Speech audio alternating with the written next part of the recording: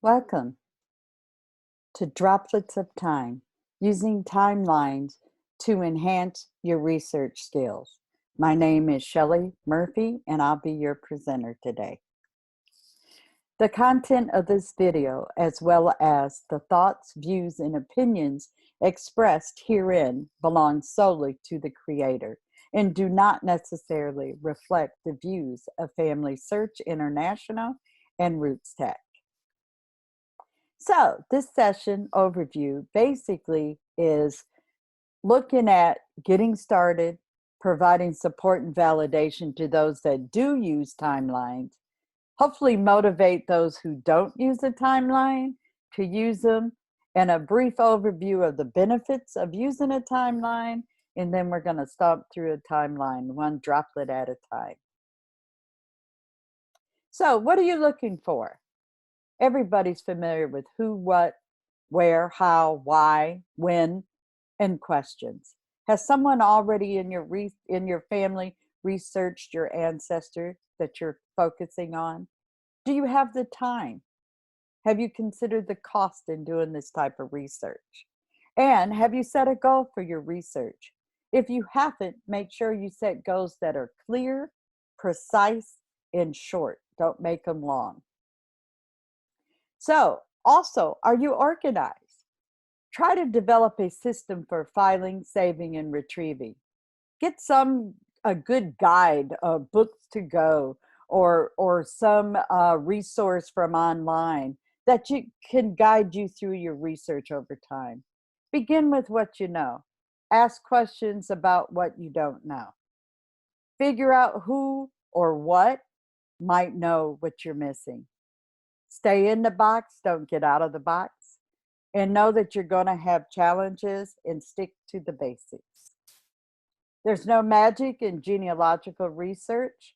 Again, set your goals, determine what records and resources are needed, gather the records, place information into your timeline, hopefully question and analyze the information, review what you have and determine if there is a what's next in line. Summarize and write up and tell that story. Murphy's rules to follow: the money, the land, the water, the community, and the faith of the people. These are what I consider my foundation and my basics to research. Timelines are a necessary tool, and again, not many genealogists use them. So let's look at some reasons that I came up with why genealogists don't use timelines. They don't see a benefit, and it's adding another document to their file. They don't know how to use them properly.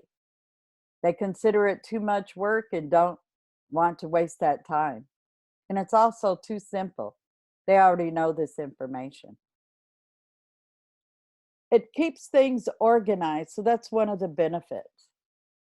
The information is in chronological order. One document with citations and resources, and it can be shared in Word or Excel. You are able to see things that could be an impact to your ancestor and to the community that they lived in. Those are some pretty good benefits to using a timeline. Some more benefits. Those conflicts and gaps are going to be evident. They're going to jump out at you. And those are the things that you have to resolve. The next steps on your timeline are the beginnings of your research plan. They can be fancy or simple. Like I said, Word or Excel. I use Word, and the document is searchable. So the droplets of time that are around your ancestors, you're setting your goal. You're going to put in what you know. You're going to decide what resources and tools you're going to need to populate this timeline. What happened during the lifetime of your ancestor? Make sure you have all your federal and state census. Any event, could be war. So between 1861, if this is during the lifetime of your ancestor, 1861 to 65, you know Civil War impacts could be in there. What happened in your ancestor's county or community? What other community events? Think about birth, deaths, wills, and marriages of that immediate family. And again, what's the county community events that could have impacted your ancestor and their family in their area?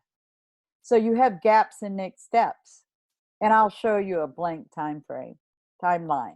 So you want to question the information. You want to analyze and put your notes in there. You want to conduct a so what analysis and realize those conflicts and gaps are going to jump out at you. And then you need to resolve those conflicts and gaps. Remember, records can create records. For example, if someone passes on, besides a death certificate, what other records are created because there is a death certificate? Try to think of 3 or more. I've listed a few at the bottom on the slide. An obituary is created, a death notice, coroner's report, something in the newspaper. Could be a church record or a funeral home record. You want to think of this on any type of record that you come across. What other records are created from that record? Those are hints and leads. Things that should automatically be in your timeline besides the state and federal census. You want to make sure that your death, wills, probates, paying taxes, divorces and births, marriages, anything. You want to build this timeline line by line in chronological date order.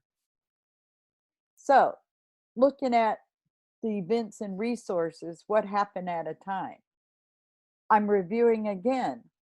What is in the county or happened in the county and the community that could have impacted your ancestor?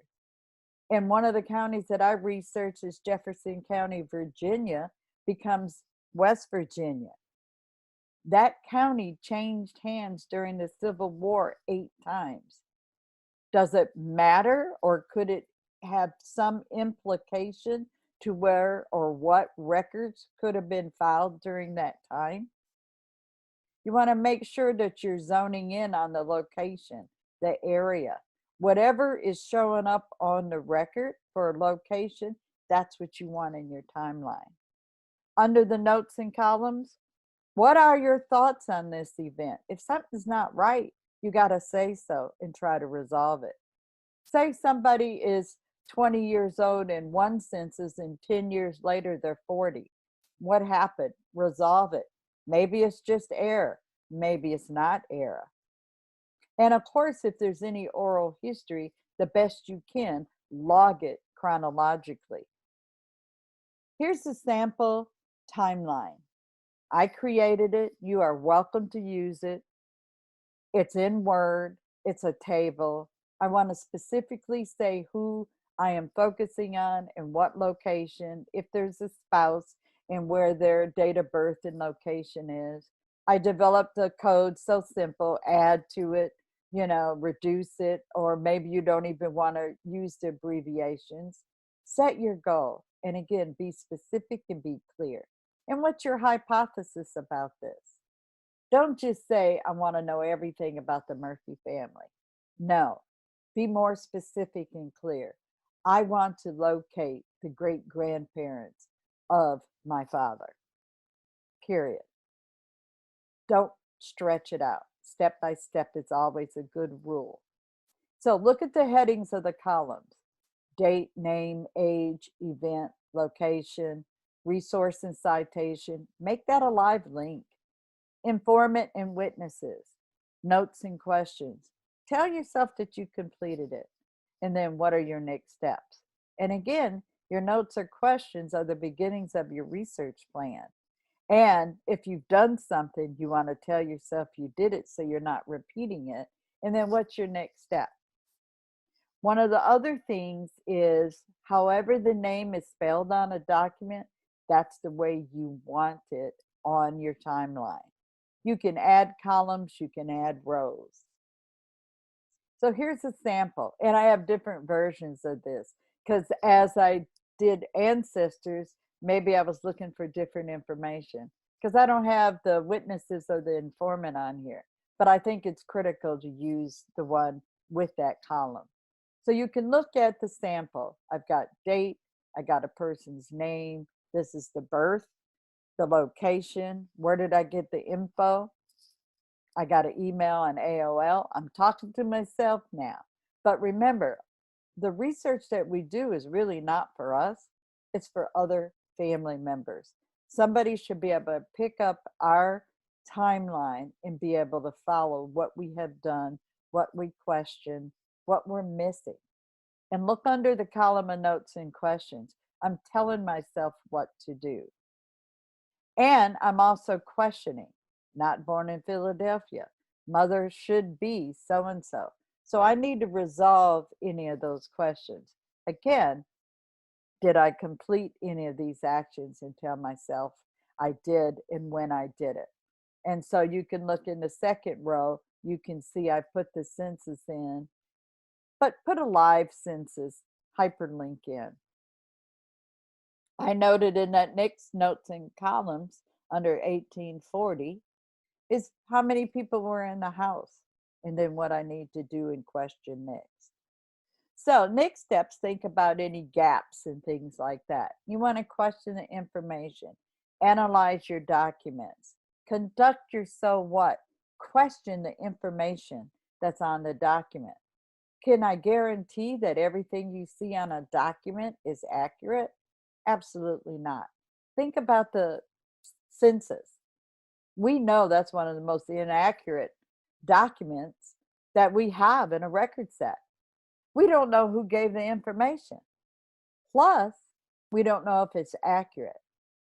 And again, any type of results or things that come up that are conflict or don't agree, or maybe it doesn't fit with what another document says, you want to try to work that out and resolve it, possibly using another document to help settle the question. Look at this death certificate as an example. We got the deceased name, Howard Hart. We got location. We got his gender, his race. Oh, number 7 box says a widower. That tells me right there, I need to go find who this wife is. He's a farmer, another clue.